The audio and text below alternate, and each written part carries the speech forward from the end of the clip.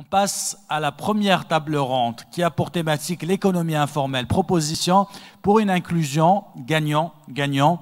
J'invite Mohamed Kaoubi, directeur général de IFCG Cabinet, qui va modérer cette table ronde. Les panélistes vont aborder donc la problématique de l'informel avec une approche pragmatique et programmatique pour favoriser l'inclusion des acteurs informels dans le processus de formalisation par des incitations fiscales et autres. Tfaddal, monsieur Kaoubi, Mohamed. Et vous allez inviter les panélistes.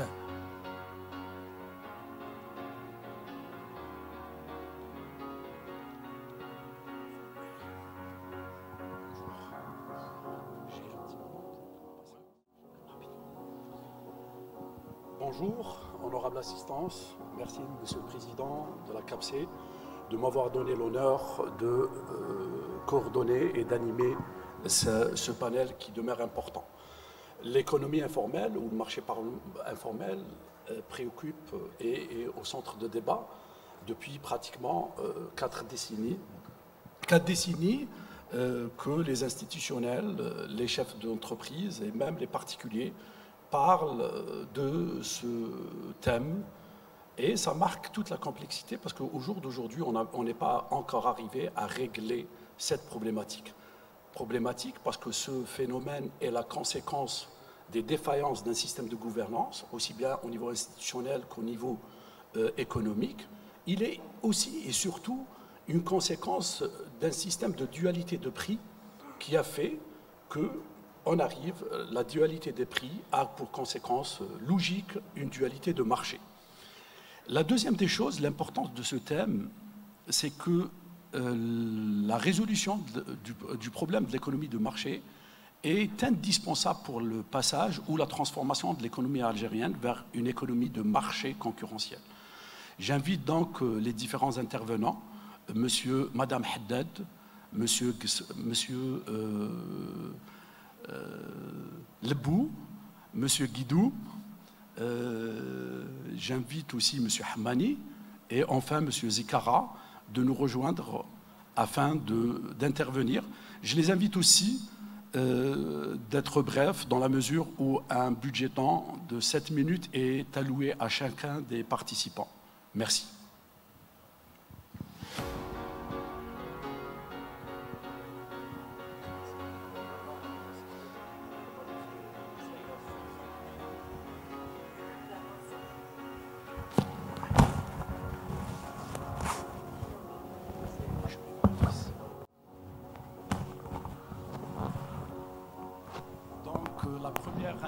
Ça sera Madame Haddad qui va parler ou nous parler de la relation bureaucratie-marché informel. Je vous passe rapidement la parole. Ah oui, pardon. Excusez-moi. Sabah al-khair. Bismillahir Rahmanir Rahim. Merci de me donner la primeur, Monsieur Kaoubi. Je voudrais d'abord en premier lieu souhaiter la bienvenue à tous nos invités et à tous nos collègues, à tous les collègues que j'ai eu le plaisir de revoir aujourd'hui. Et je suis vraiment contente de les savoir préservés par la crise sanitaire que nous avons vécue et de les savoir aussi préservés par d'autres crises encore plus pesantes que nous avons vécues. Et ça prouve que le combat pour l'entreprise fait avancer et fait maintenir les militants de l'économie que nous sommes. Voilà. Alors, puisque j'ai la primeur de poser un peu la problématique, moi je me suis toujours battue quand on a préparé nos événements, les événements tels que celui d'aujourd'hui, c'est de pouvoir parler vrai et de pouvoir poser les problématiques que vit le chef d'entreprise tous les jours. Et l'informel, c'est le quotidien. C'est le fléau auquel fait face le chef d'entreprise dans son quotidien. Et je parle du chef d'entreprise que nous représentons, c'est-à-dire le chef d'entreprise qui est dans l'économie formelle. le chef d'entreprise qui existe, qui a pignon sur rue, qui déclare ses effectifs, qui déclare sa fiscalité et sa parafiscalité. Et aujourd'hui, l'informel, c'est une situation que subit le chef d'entreprise et il l'a subi de manière... tout à l'heure, M. Gessoum, il avait vraiment raison d'avoir un cri de cœur pour parler de la situation et de l'inertie qui fait que nous n'arrivons pas à débloquer notre situation et à amorcer réellement la voie de la croissance. Et cette inertie, elle est là, c'est le lit de l'informel, justement, puisque l'État met en place régulièrement des lois, des règlements, des textes. Et pourquoi il n'arrive pas à les faire appliquer? C'est ça qui fait que l'informel sévit et sévit de plus en plus. Ce n'est pas une tare pour l'Algérie, l'informel, parce que la Banque mondiale, l'OCDE donnent des statistiques. Plus de 70% des effectifs de l'emploi est dans l'informel de par le monde. Plus de 30% dans les pays émergents du PIB est dans l'informel. Donc ça n'est pas propre à l'Algérie. Mais nous, en tant qu'économie qui se veut émergente, qui se veut s'inscrire de manière durable dans le développement, qu'est-ce qui est fait aujourd'hui pour véritablement combattre l'informel? Nous avons des secteurs qui souffrent terriblement. Je suis très contente que dans le panel, nous ayons des représentants de l'administration, nous ayons des représentants du système bancaire et financier, nous ayons des acteurs capables de pouvoir contribuer avec nous à combattre ce fléau. Parce que si on fait un benchmark avec les pays qui ont combattu et réussi plus ou moins, qui ont diminué de plus de 10%, 20%, 30% de l'informel, les pays tels que le Chili, tels que la Turquie, tels que la Bulgarie, la Slovaquie, ce sont des pays qui ont été avec le gouvernement, les employeurs, les syndicats dans une démarche concertée, organisée, avec un plan d'action formalisé de lutte contre l'informel. Donc, c'est la voie que nous devons suivre. Aujourd'hui, nous avons une manne financière terrible qui est dans l'informel.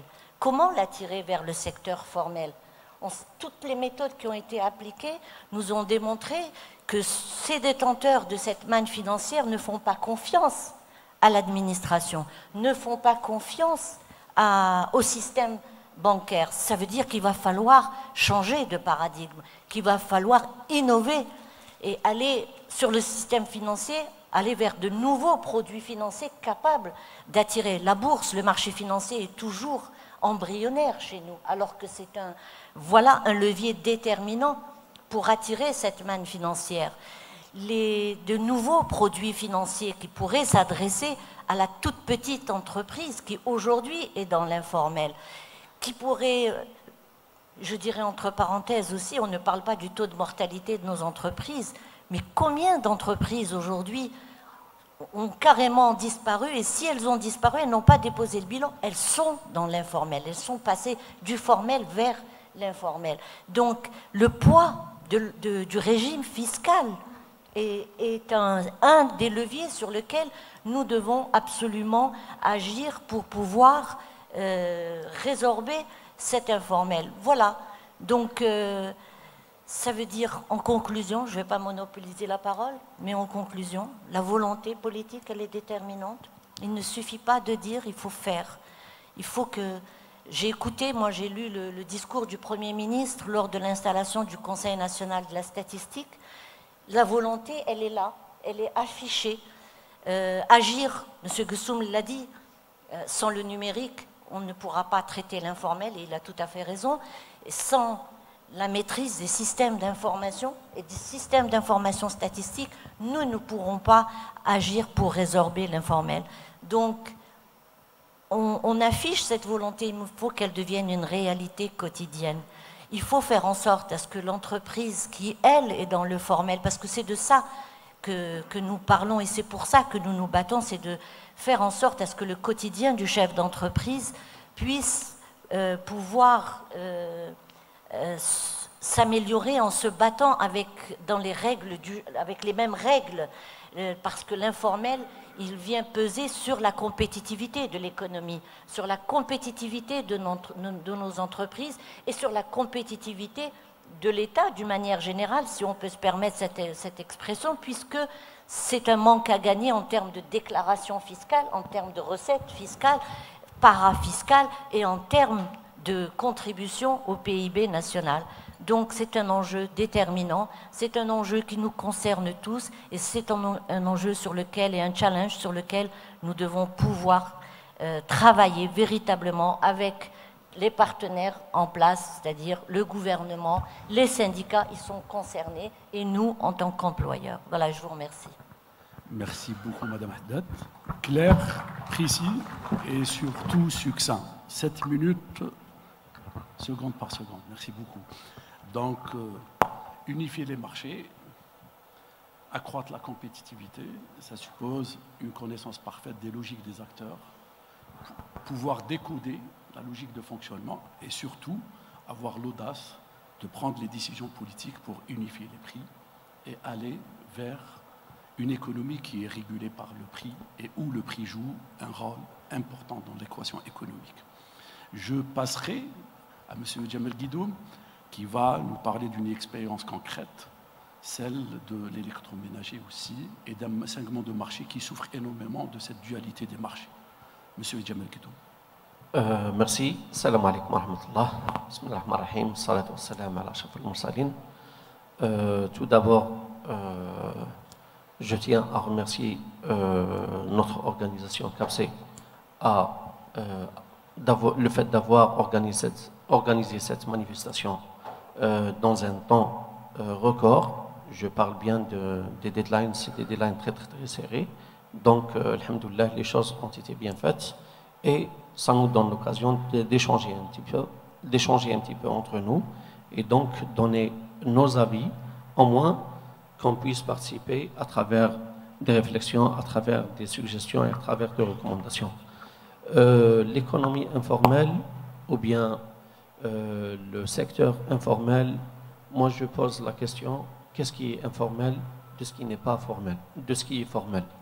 Donc, si on parle comme l'a si bien dit Monsieur le Président de la République, on parle de 90 milliards de dollars qui est dans le secteur informel. Moi, je dirais c'est ça, c'est notre économie. Notre économie, elle réside dans ces 90 milliards de dollars. Donc, est-ce qu'il s'agit de l'argent sale auquel on doit tous lutter, ou bien est-ce qu'il s'agit de l'argent informel, mais qui participe de manière directe ou indirecte dans notre économie? Nous avons fait juste une réflexion, comme tout opérateur économique qui a alors notre analyse se résume en 2 ou 3 mots. L'informel de notre pays réside principalement dans 2 ou 3 axes principaux. Le premier axe, on peut le dire, c'est l'axe financier, et je ne vais pas empiéter les gens des finances qui sont déjà devant moi. Je préfère qu'ils donnent leur analyse, et ils sont mieux placés que moi pour analyser l'aspect financier. Mais il y a un deuxième aspect, ou bien un deuxième axe qui reste très important et qui reste primordial et crucial, c'est l'axe de manque, ou bien de besoin de manque de traçabilité fiscale. C'est ce qui fait fuir les commerçants de la banque, de la bancarisation de leur argent, de leurs transactions commerciales. Donc là, je vais bien juste donner quelques explications qui doivent éclairer un petit peu notre débat. Tout d'abord, les acteurs économiques, surtout lorsqu'on parle de chaîne de distribution des produits qui sont consommables, le maillon le plus important de notre chaîne, c'est bien le commerçant simple, le commerçant qui fait la vente en détail. Malheureusement, au jour d'aujourd'hui, ce commerçant est se retrouve dans une situation très inconfortable du fait que, d'un côté, il doit vendre en générant du bénéfice, et d'un autre côté, il ne peut pas vendre, plutôt, il ne peut pas générer du bénéfice s'il fonctionne avec des factures qui sont imposables. Je m'exprime. On parle de l'argent informel, ce n'est pas de l'argent dormant. Pour moi, 90 milliards de dollars hadi, belak minimum kain 90% منها راهي déjà dans le marché. Donc, elle fait fonctionner notre économie de manière indirecte. Lorsqu'un simple commerçant a une marge bénéficiaire qui est à hauteur de 4-5%, on lui demande de payer des impôts à hauteur de 5% de son chiffre d'affaires TTC. Là, nous sommes en train de lui dire de perdre. Si on facilite la chose aux commerçants, on va faciliter on va bancariser notre argent et on va lever le principal obstacle de l'argent informel ou de l'économie informelle. Le commerçant, peu importe khasr ou la rabh, eh bien, lorsqu'il déclare ses factures ou son chiffre d'affaires correctement, il doit payer à l'État, soit lorsqu'il est à l'UFI ou dans le système UFI, il doit payer 5% de son chiffre d'affaires, chose qu'il ne réalise même pas en tant que marge. Ou là, lorsqu'il est soumis à un système réel ou la ADEC, il doit payer 2% de taxes TAP, tout le monde la connaît, la fameuse TAP qui fait beaucoup de débats et beaucoup de blabla. TAP 2%, peu importe, il doit la payer. Nous sommes pratiquement parmi les rares pays, si ce n'est pas le seul pays, qui impose une taxe ou bien des impôts sur le chiffre d'affaires, chose qui n'est pas normale. La taxe peut s'imposer sur le bénéfice, on est tous d'accord. Lorsque je génère du bénéfice, je paye des impôts. Lorsque je perds, je paye des impôts, c'est pas normal. Vous êtes en train de me dire que vous voulez s'associer avec moi par rapport à mon capital et non pas par rapport à mon activité. C'est une erreur fatale. Elle fait fuir les gens et la preuve, et je pense que les gens du fisc peuvent donner plus d'éclaircissements. Je pense que rares sont les gens qui sont en train de déclarer, je parle des commerçants, rares sont les gens qui sont en train de déclarer leur chiffre d'affaires réel ou bien leur activité réelle. Donc du coup, qu'est-ce qu'on a gagné? On a gagné 3 ou 4% de la vraie recette fiscale, mais le reste, c'est une perte sèche et dure. Sèche et pure. Le comble, c'est que ces gens-là, lorsqu'ils veulent travailler, ils sont dans l'obligation d'aller vers l'informel. C'est pour cette raison que j'ai commencé mon intervention. Qu'est-ce qui est formel et qu'est-ce qui est informel?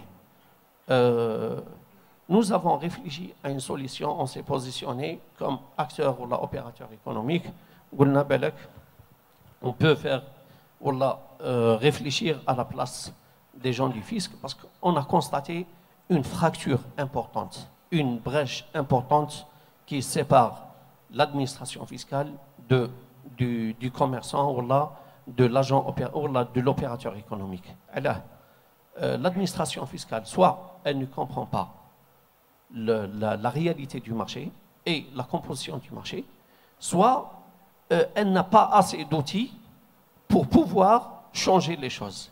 Et là, moi j'invite les gens qui veulent apporter des changements positifs, des changements fructueux, à s'asseoir, à se concerter avec ces gens-là, parce que tout simplement, les différents agents économiques qui existent et qui sont dans l'informel, c'est les enfants de l'Algérie. Ce sont les enfants de l'Algérie. Hadoulad al-Jazair, ce n'est pas des ennemis. On doit les concerter, on doit les écouter, on doit prendre en considération leurs propositions et leur faciliter la chose. Je continue avec 2 ou 3 points. Le commerçant simple n'a pas de comptabilité. Il n'a pas de comptable. Mais c'est pas normal quand même. On ne peut pas traiter un commerçant comme une entreprise. Hadi de 1. De 2. Le commerçant simple, on préfère lui simplifier la chose. Alors, si je me mets à la place de l'administration fiscale, si j'ai le choix entre recouvrir ou assurer un recouvrement de 5% de ma recette fiscale et assurer et avoir la recette fiscale complète à 100%, le choix est évident. Maintenant, faisons les choses dans les règles de l'art. On doit pallier à cette problématique de TAP qui pose un sérieux problème auprès des simples commerçants. 2. Pourquoi imposer impôt sur le bénéfice ou bien impôt sur le revenu global, etc. Simplifions la chose en donnant un système simple, pratique, un système forfaitaire qui n'est pas soumis à un pourcentage. C'est-à-dire, Nordou, les différents commerces qui existent en Algérie. Nordou, les différents commerces, on va les classer. On met en place, on met en place un système matriciel. Le système matriciel qui va nous permettre de donner des impôts forfaitaires. Le système va prendre en considération le premier critère, le type de commerce. 2, la localisation, le potentiel géographique, le potentiel du commerce selon la zone géographique et d'autres critères. Et on met une matrice. La matrice va nous permettre de classer chaque commerçant, il doit payer de manière forfaitaire. Le commerçant, on va lui imposer de payer ses impôts bien avant son activité. Ça veut dire en début de l'année, le commerçant, il garde les impôts, on n'a aucune phobie par rapport l'administration fiscale. Ça sera le premier, il sera le premier à avoir bancarisé son agent et il sera le premier à avoir demandé sa facture. De la façon, on aura une belle traçabilité, on n'aura plus à parler de système informel et de système formel. Malheureusement, Inch'Allah, malheureusement, Inch'Allah, les gens de l'administration fiscale vont vers la compréhension de la vraie problématique et non pas réfléchir à imposer de plus en plus de taxes et rester dans la théorie, élargir l'assiette fiscale. On n'élargira jamais l'assiette fiscale si on continue à traiter l'opérateur économique ou l'agent économique de la façon. Et merci. Merci beaucoup, M. Djamel Guidoum. Je rappelle que Djamel Guidoum est directeur général de IRIS et que Mme Haddad est vice-présidente de la CAPSE et directrice générale d'un bureau d'études. Dans la même lignée d'idées, je vais donner la parole à M. Hammani, président de l'APAB, l'Association des producteurs de boissons, qui va nous enrichir à partir d'une expérience réelle, celle de 2017, qui a connu des propositions sérieuses de la part de feu le ministre Ben Khalfa, celle de l'inclusion fiscale et financière, et sur la base d'un travail sérieux qui a été fait, des propositions ont été faites de la part de l'association. Et d'ailleurs, j'invite aussi M. Djamel Guidoum de travailler et d'approfondir ces éléments afin de constituer une force de proposition réaliste, opérable au pouvoir public. Je donne la parole à M. Hammani. Merci beaucoup. Donc, je tiens d'abord à remercier la CAPSE pour avoir... La CAPSE, ça me rappelle les années. Donc, effectivement, de nous avoir donné la possibilité, effectivement, de revenir sur ce dossier-là, parce que nous-mêmes, nous avons réfléchi en tant qu'association et l'ensemble des membres, ont réfléchi depuis 2017 sur cette question, et nous avons formalisé des propositions avec des études chiffrées que nous avons transmises au gouvernement à un moment donné et que des réunions avaient été organisées en relation avec le ministère des Finances, la Direction générale des impôts, la Direction générale des douanes, et sur lesquelles malheureusement, vers septembre 2019, la commission s'est arrêtée et on ne sait plus exactement où en est ce dossier. Je ne vous cache pas que depuis que la discussion a été reprise au niveau d'un certain nombre de ministères, nous avons retransmis le dossier sans ajouter une virgule, puisqu'il est toujours d'actualité.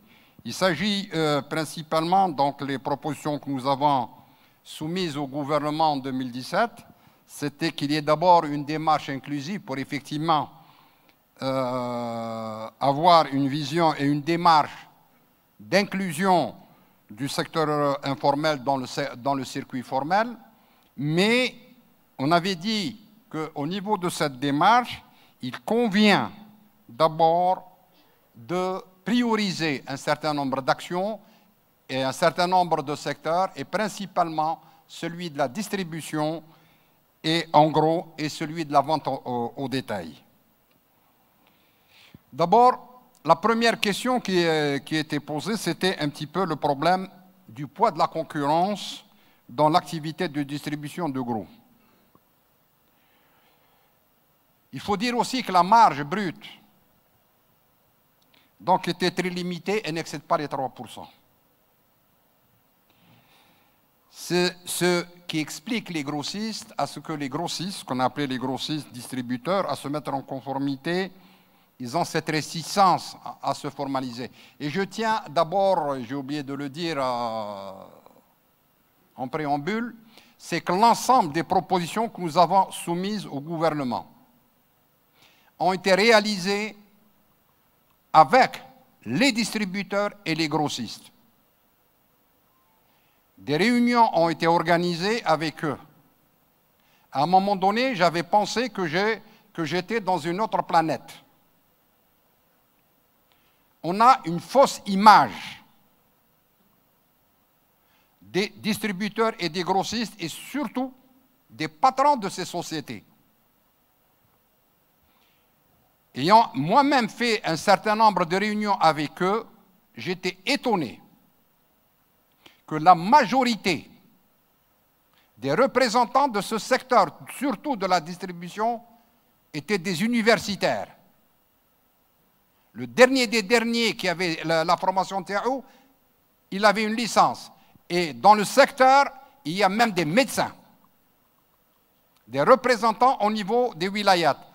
Et c'est dans ce cadre-là que ces propositions ont été faites, et ces propositions ont été faites en collaboration avec eux. Donc, et même les réunions qui ont été organisées au niveau du ministère, au niveau du ministère du Commerce, en présence des autres institutions, il y avait la présence de ces distributeurs grossistes. Donc, ces propositions, ce n'est pas quelque chose qui a été fait en vase clos, mais avec les gens concernés. Donc, pour revenir un petit peu sur pourquoi nous avons demandé effectivement qu'il y ait une certaine priorité, il faut prioriser un certain nombre d'actions, surtout comment prendre en considération ces propositions pour aller vers l'inclusion.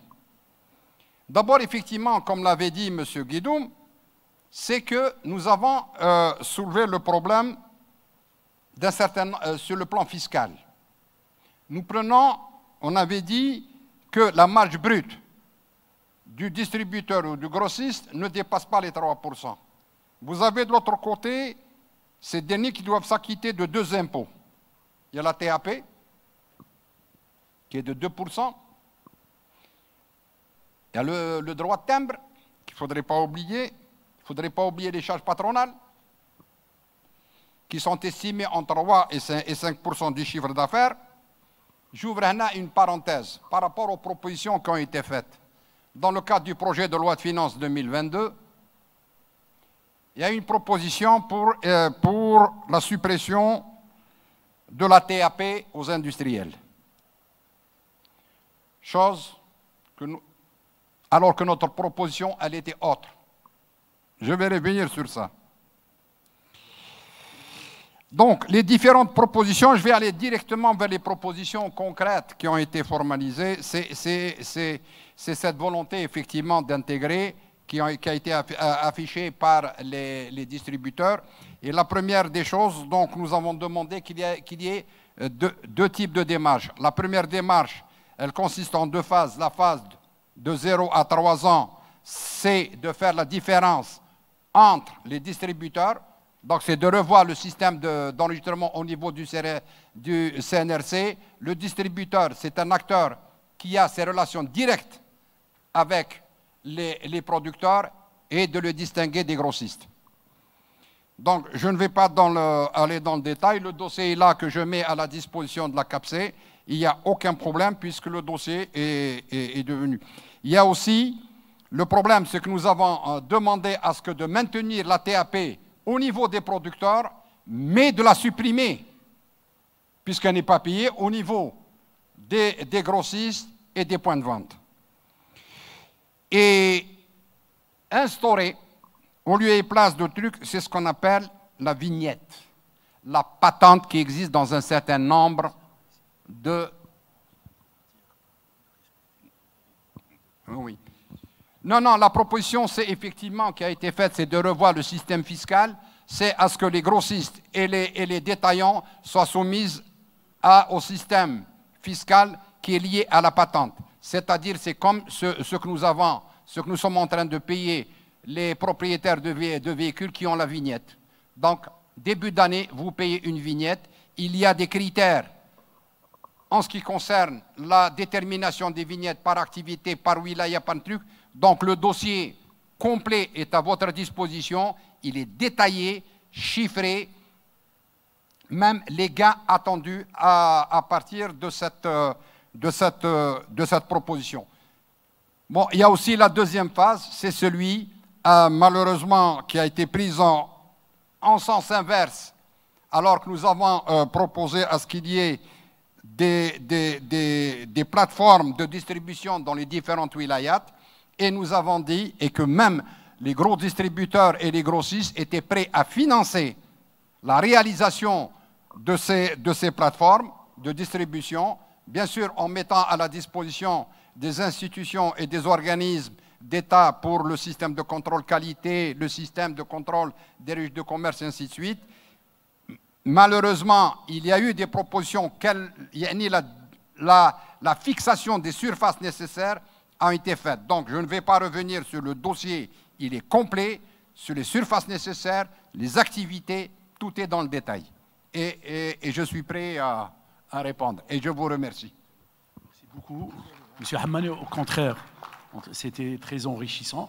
Et je vous appelle, comme je l'ai précisé tout à l'heure, d'approfondir tout cela, de le développer, de l'actualiser, parce que la chaîne de valeur, on part des opérations vers les contraintes aussi des pouvoirs publics et créer ces synergies entre la réalité des opérations et les contraintes des institutions.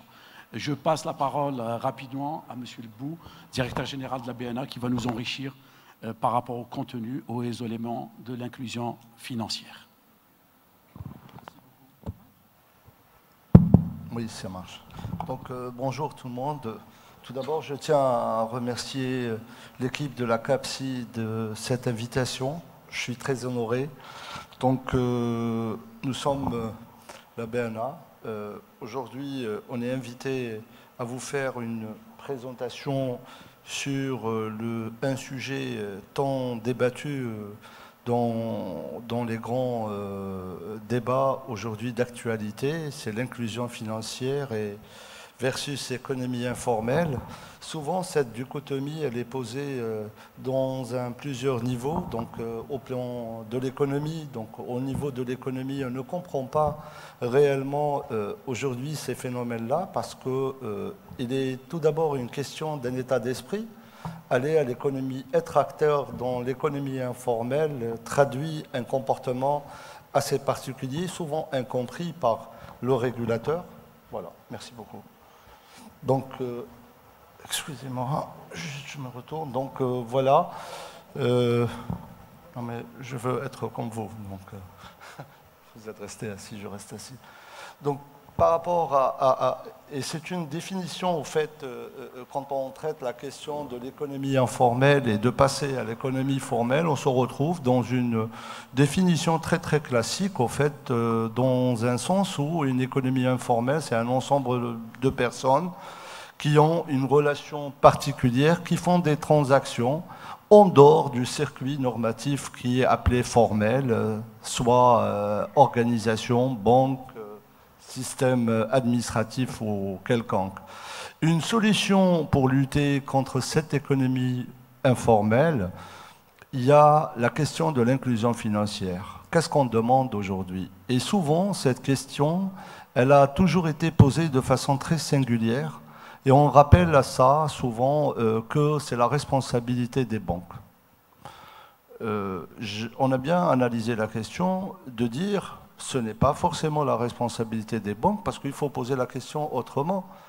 Qu'est-ce qu'elle n'offre pas aujourd'hui la banque aux citoyens pour qu'ils puissent venir mettre son argent au niveau de la banque? Qu'est-ce qui manque à ces banques-là pour donner cette confiance à ce citoyen pour venir travailler avec nous? Qu'est-ce qui donne cette crise de confiance souvent aujourd'hui abordée dans les grands débats? Donc c'est ces concepts-là qui restent assez tabous, mais personne ne comprend, personne ne donne l'outil en réalité. Moi, j'ai une autre vision que je tiens aujourd'hui à partager avec l'assistance. Alors, il est vrai qu'il y a eu une crise de confiance, il est vrai, mais il faut faire un benchmark. Qu'est-ce qui se passe ailleurs par rapport à ce qui se passe chez nous? Il faut regarder aujourd'hui les autres systèmes, on va dire, bancaires et financiers dans les autres pays, et pour pouvoir juger aujourd'hui, parce qu'on ne peut juger qu'à travers une comparaison assez bien faite selon des études assez bien établies. Voilà. La question de l'inclusion financière, souvent compromise donc, dans l'esprit, où au lieu de traiter l'inclusion financière, on pose souvent une seconde question, qu'est-ce que l'exclusion financière? Donc nous, en économie, on a une tendance à expliquer les choses de façon très dichotomique, donc la chose et son opposé, et de dire aujourd'hui, au regard du système bancaire, de dire que toute exclusion financière se trouve particulièrement dans l'économie informelle et comment passer de cette exclusion à l'inclusion financière. Bon. Souvent, on pose quelques concepts de dire il faut faire de l'inclusion financière. Est-ce que l'inclusion financière est un outil? Est-ce que l'inclusion financière est un produit à vendre? Est-ce que l'inclusion financière est un simple concept et un effet de mode qu'il faut aujourd'hui véhiculer pour inviter les gens à venir? La réponse, elle est tout simplement aujourd'hui dans l'écosystème, dans la place bancaire. Les banques algériennes, qu'elles soient publiques ou privées, ils disposent un portefeuille produit très très important qui peut servir à tout le monde. Donc on les invite les gens aux besoins et souvent on part vers les gens. Donc il y a du push, il y a du pull. Donc en termes de méthodologie d'approche. La problématique étant posée, pourquoi les gens qui sont dans l'économie informelle ne viennent pas? Tout simplement parce que c'est un état d'esprit et une histoire de famille. Souvent, le modèle de l'informel, il est rattaché à une orthodoxie très classique dans la création des affaires familiales qui restent à l'exclusion d'un marché réel. Et c'est une forme d'un embryon, et je rejoins un petit peu une idéologie de la digitalisation dans un concept d'intelligence artificielle. On regarde aujourd'hui, il y a une croissance dans l'esprit de dire aujourd'hui, mon père était dans l'informel, mon grand-père était dans l'informel, moi je vais faire comme eux et je vais rester dans le même circuit. Donc l'idée est totalement fausse parce que tout simplement, il faut dire qu'il s'agit d'un tabou, il faut l'enlever, il faut aller au-delà de cette question. Il faut innover naturellement, il faut faire de la maîtrise financière, protection des consommateurs, amélioration des infrastructures financières, hausse des interopérabilités entre les points d'accès, et tout cela passe par un cadre réglementaire assez important. Il faut juste rappeler que cette inclusion financière, elle a 3 dimensions qui sont très très simples. Donc il y a l'accès, l'utilisation et la qualité. Donc l'accès, c'est que de vouloir proposer des produits qui sont disponibles à un public très élargi. L'utilisation, tout le monde peut utiliser dans un sens où il y a une facilité d'opérer et surtout, il faut maintenir un niveau de qualité assez important. Les principales bases pour une inclusion financière réussite, un renforcement des infrastructures, la protection financière des consommateurs. Aussi, il y a un thème qui est très très important, qui est l'éducation et la sensibilisation financière. Tout cela passe par une éducation financière qu'on doit communiquer, qu'on doit être présent et qu'on doit vulgariser dans une scène la plus élargie. Il faut aussi comprendre que cette éducation financière passe par un cycle en 7 étapes, souvent abordé par les grands scientifiques, enfin les grands managers, de dire qu'il y a un engagement des parties. Qu'est-ce qu'on entend engagement des parties? L'ensemble des institutionnels, acteurs économiques, agents économiques, appelons-les. Étude de marché et pour identification et compréhension des besoins des populations cibles. Je ne produis pas ce que je vais vendre, je produis ce que le marché a besoin. Donc il faut comprendre aujourd'hui, au lieu d'utiliser un mot assez péjoratif, vendre, il faut faire acheter. Donc il faut juste changer l'esprit. Il y a une conception de matériel de l'éducation financière, sensibilisation et promotion et animation sur les thématiques de l'éducation financière, le développement des compétences, culture financière et acquisition des connaissances, ajustement des comportements individuels dans les populations ciblées, impact positif sur l'inclusion financière et, in fine, accès aux produits financiers pertinents. Je viens à la fin, hein, juste, je prends une minute. Aujourd'hui, je rejoins les conclusions de la première communication en plénière de M. Gessoum. La digitalisation est un accélérateur d'inclusion financière. Aujourd'hui, nous sommes une population très très jeune qui est versée vers tout ce qui est une économie digitale, smartphone, etc. Donc, le système bancaire aujourd'hui, il est en train de se transformer. Nous sommes en train de changer, de mettre en place des outils en ligne. Il faut faire confiance à ces outils-là. On continue à se digitaliser et bientôt, il y aura cette banque digitale à travers quelques actions qu'on est en train de favoriser aujourd'hui. Voilà en résumé, la problématique est très vaste. Je sais que 7 minutes, c'est très peu pour pouvoir un petit peu faire le tour de la question, mais je laisse aujourd'hui à mes collègues. Merci beaucoup. Je vous remercie, M. Lebou, pour votre intervention. Et sans trop tarder, je passerai la parole à M. Zikra, qui interviendra avec 2 casquettes. L'ancien du directeur général des impôts et celle de la direction générale, du directeur général de l'Agence nationale de développement de l'investissement. Donc, j'attends une intervention enrichissante et des réponses aux préoccupations qui ont été posées par les intervenants. Monsieur Zikra. J'essaierai donc d'évoquer.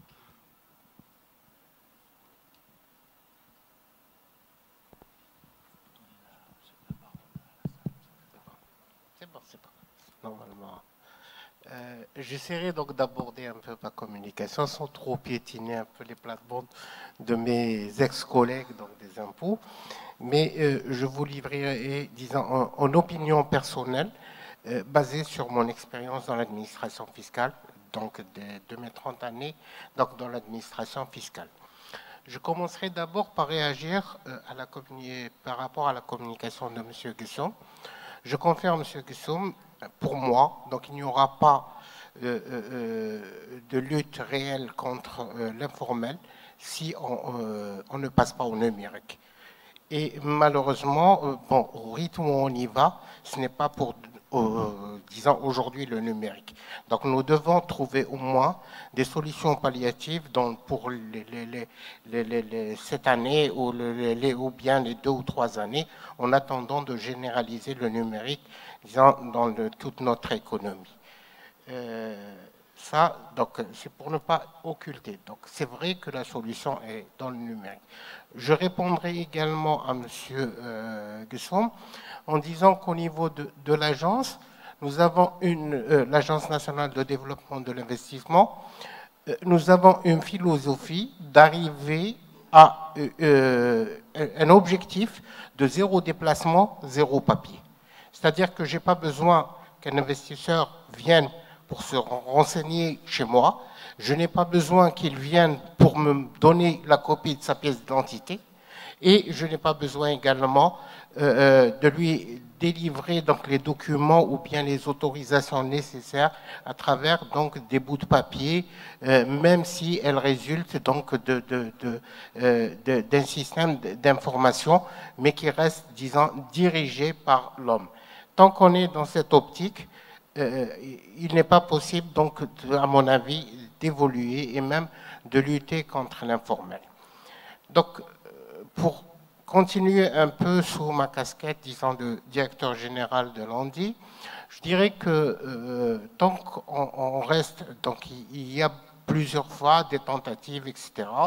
Donc, pour essayer d'arriver à simplifier tout ce qui est assistance à la constitution et au démarrage de la constitution des sociétés ou bien le démarrage de l'entreprise. Aujourd'hui, donc, pour constituer une société ou démarrer une entreprise, c'est pratiquement le parcours du combattant. Je viens de vivre un cas où un projet d'investissement a été soumis au CNI donc, à l'époque. Il a obtenu l'accord donc, du Conseil national d'investissement donc, pour faire donc, son investissement. Et plus de 3 années après, l'entreprise se rapproche d'un guichet de l'agence pour dire « je viens procéder à l'enregistrement de mon investissement et j'ai l'accord du CNI ». 3 années. Et l'entreprise, bon, la première réaction, c'est de dire mais où étiez-vous pendant ces 3 années? Mais quand il vous explique ce qui s'est passé entre-temps, bon, il est tout à fait normal. Donc, vous venez, vous procédez des fois même à l'enregistrement, ensuite pour obtenir le terrain, le crédit bancaire, des fois même l'immatriculation au registre de commerce, avec tout le respect que je dois à mes collègues, des fois c'est vraiment le parcours du combattant. Donc alors, bon, au niveau de l'agence et dans une logique donc de simplification, donc d'assistance à la constitution des entreprises. Donc c'est dans cette logique que nous avons fait nos propositions dans le cadre du projet de loi sur l'investissement. J'espère que ces préoccupations ont été prises en charge et seront seront très bientôt donc adoptées pour essayer d'éliminer un certain nombre de barrières. Maintenant, je reviens un peu aux logiques, un peu à mon expérience un peu dans l'administration fiscale. Je vous dirais que depuis la fin des années 80, donc depuis que je suis rentré dans l'administration, on a toujours essayé de combattre le marché de l'informel. Et à chaque fois, on s'est rejeté la balle. Donc alors aux impôts, on disait c'est la faute donc, de l'administration du commerce. Donc ils sont en train d'exercer l'activité commerciale illicitement, donc c'est pas notre rôle. Au niveau du commerce, ils trouveront donc une excuse. Et l'APC, donc en fait, c'est un ensemble d'administrations et je dirais que nous avons toutes été défaillantes. Mais pourquoi nous avons été défaillantes? Ça, je suis en train de livrer mon opinion personnelle. Donc, pourquoi nous avons été défaillantes? Parce que tout simplement, qu'on le veuille ou pas, l'informel est banalisé dans notre pays. Donc, c'est quelque chose qui existe normal. Donc, nous avons tous dans nos familles des gens qui sont dans l'informel. Nous connaissons, nous achetons chez les gens qui sont dans l'informel. Et c'est quelque chose. Donc, quelle est la meilleure démarche qu'on aurait dû faire? Donc, alors, est-ce que c'est une politique du bâton? Est-ce que c'est une politique de la carotte? Donc, on a essayé les deux. Mais malgré ça, on remarque que ça n'a pas marché. Le bâton, je vous dirais, l'arsenal juridique qui existe dans toutes les législations algériennes, donc commerciales, fiscales, douanières, c'est vraiment quelque chose de très important, très sophistiqué. Mais malheureusement, je l'ai dit une fois sur un autre sujet, on n'applique pas réellement nos textes et il y a donc un souci, donc à chaque fois, il y a un problème qui fait que, est-ce que notre arsenal juridique n'a pas été bien réfléchi, il est supérieur aux attentes et on ne peut pas valablement le mettre en œuvre? Et on va permettre à la salle aussi d'interagir, M. Kaoubi. Parfait. Je termine encore. Ouais, je vous en prie. Voilà, donc, mot comme ça, pour ne pas empiéter sur le temps des autres panels, s'il vous plaît. Monsieur Zikara est invité à conclure votre idée, bien sûr, et puis on passera à des questions qui seront posées par l'assistance. Donc, je vous ai dit, donc, nous avons rencontré un certain nombre de problèmes. Aujourd'hui, à mon avis, il s'agira donc de ne pas mettre les gens en porte-à-faux, mais d'aller vers des situations qui permettent l'inclusion, donc faciliter donc l'inclusion dans le secteur formel, faciliter l'inclusion dans le circuit bancaire. On a bien fait la conformité fiscale. Qu'est-ce qu'elle a donné comme résultat? Vous savez que des fois, bon, j'ai eu à discuter avec des opérateurs, ils arrivent pour déposer son argent en banque. Il y a un banquier qui lui dit, un agent dans la banque, écoutez, c'est pas la peine parce que ce soir, il y aura des policiers qui vont venir prendre votre nom. En vrai ou en faux, ça s'est passé. Et ça a entraîné donc des échecs de cette opération. Donc, il y a une mise en conférence à faire, il y a une adaptation. Et pour revenir un peu, il y a également notre système fiscal, il s'agira de l'adapter à la réalité de notre pays. Donc, c'est facile de mettre des dispositions, genre pays OCDE, etc. Mais est-ce qu'elles sont adaptées pour la réalité économique de notre pays? Est-ce que l'Algérien est familiarisé avec donc, la tenue d'une comptabilité? Je parle du petit commerçant. Et est-ce qu'il est familiarisé avec les déclarations fiscales, etc. Et en plus de ça, il faudra également avoir une certaine stabilité. Je vous dirais, on a fait donc un impôt pour dire aux contribuables, venez déclarer ce que vous avez et bon, le contrôle, on verra par la suite. Malheureusement, 2 ans après, on a dit non, on procède donc à une fixation du chiffre d'affaires sous la forme contractuelle et en réalité, donc ce sera l'administration qui le fixe. Merci. Je terminerai pour la TAP. La TAP, bon, honnêtement, bon, personnellement, je l'ai toujours dit, pour moi, la taxe sur l'activité professionnelle est un impôt colonial. Nous l'avons hérité donc de l'ère coloniale, donc il a été créé en 1936 spécialement pour l'Algérie. Donc la réforme qu'a engagée la métropole en 1954 n'a pas étendu en Algérie et nous l'avons hérité donc en 1962 à l'indépendance. Malheureusement, n'ayant pas d'alternative, il a toujours été la principale ressource des collectivités locales.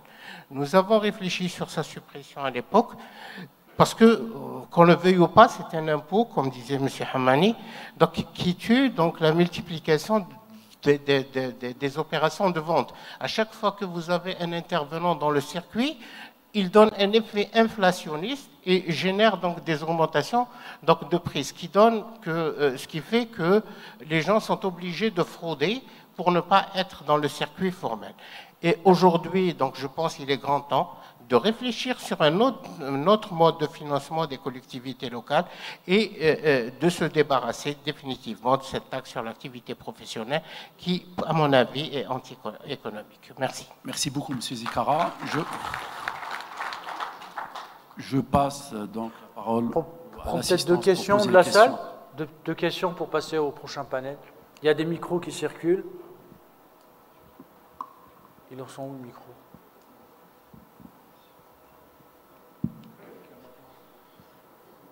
Il y a les 2 messieurs qui ont levé la main au début. Ça marche pas? Oui, ça marche. Bonjour, Monsieur Thémassine. Je voudrais juste reprendre les propos de Monsieur Lebou, DG de la BNA, ainsi que Monsieur Zikara. Pouvez-vous présenter? Oui. Pouvez-vous vous présenter, Oui. s'il vous plaît? Voilà, Hafid Thémassine. Voilà. J'étais membre de la commission sur l'informel avec Monsieur Hamani. Je voulais reprendre juste ce qu'a dit le directeur général de la BNA sur le passage de main à main des enfants ancestrales et M. Zikara sur la banalisation. Aujourd'hui, il y a un sujet sur lequel, à mon avis, l'informel s'appuie. C'est la religion. Aujourd'hui, ne pas payer les impôts et payer la zakat, c'est mieux. Les personnes qui ne payent pas d'impôts s'autorisent à ne pas payer les impôts au détriment de la zakat. Aujourd'hui, la guerre psychologique religieuse et avoir le monopole religieux chez ces détracteurs de la fiscalité est très important. Mais malheureusement, il n'est pas discuté, il n'est pas parlé, parce que, bon, quand on dit on paie la zakat, ça suffit. Aujourd'hui, peut-être qu'il y a un point, profitant de la présence de la personne du Conseil islamique, que peut-être il y aurait quelque chose à faire sur le plan de la sensibilisation religieuse, profitant par exemple du vendredi, où il y a à peu près 25 millions de fidèles qui sont présents, pour leur dire que ne pas payer l'impôt n'est pas juste, mais c'est-à-dire qu'ils profitent en même temps de la subvention de l'État. Je m'explique. On entend la réponse, s'il vous plaît. Question Allez-y. précise et on entend les réponses. On est vraiment pris par le temps. Je vous en prie parce qu'il nous reste 3 panels. Les réponses précises, s'il vous plaît. Directeur général de la BNA, M. Mohamed Lamine Lebou. Voilà. Donc, merci. Donc, pour répondre à la question, et effectivement, la question, je commence par votre dernier. En termes de finances islamiques, aujourd'hui, vous savez que tout le secteur bancaire s'est inscrit dans ce nouveau produit de la finance islamique qui est tout à fait disponible sur le marché dans l'espoir de capter la clientèle qui a cette tendance religieuse. Et c'est des produits qui ont été autorisés par le Haut Conseil islamique, qui sont ici présents et peuvent en témoigner de l'authenticité de ces produits-là. Et aussi, je rebondis sur la question de l'informel, et là, je réitère ma vision, qui reste une vision très partagée, parce que la qualité de l'entreprise algérienne est une entreprise familiale de prime abord. Donc, cette histoire familiale, elle a évolué. Et aujourd'hui, nous avons une nouvelle génération et on essaye un petit peu de changer les esprits de cette nouvelle génération à travers notre politique de digitalisation, soit-elle ainsi un accélérateur d'inclusion financière. Merci. Merci beaucoup. Une autre question? Ouais, il a levé la main. Bonjour. Bordami du CAPC. J'interviens sur l'informel. L'informel, sa solution, en fait, c'est une approche systémique. Elle ne peut pas être uniquement fiscale ou financière ou de domiciliation bancaire. Ça va au-delà. Ça va au-delà tout simplement. Lorsqu'on... C'est pas aussi une question de petits commerçants. Ça a pris des dimensions très grande. Et je vous dis, on ne peut pas aborder l'informel si on n'aborde pas l'attitude de l'administration. Il faut le dire tel qu'elle est, que ce soit l'administration fiscale, que ce soit commerciale, et ainsi de suite. Et la dimension de l'ampleur de l'informel a été véhiculée, en plus encouragée. Déjà, à l'indépendance, on reconnaît, il est intimement lié au secteur privé. Et le secteur privé n'a pas été reconnu à l'indépendance comme agent économique porteur de richesse. Il fallait attendre les années 80 pour que, à ce moment-là, l'administration a reconnu le secteur privé. Et malheureusement, avec la crise qui est arrivée en 86, la libération de l'importation par ce qu'on appelait le régime de sans paiement a mis l'informel dans une position économique très forte. Et depuis, ça a véhiculé. À les années 2000, ça s'est aggravé. La question, s'il vous plaît. J'arrive, non, c'est une remise en cause des débats.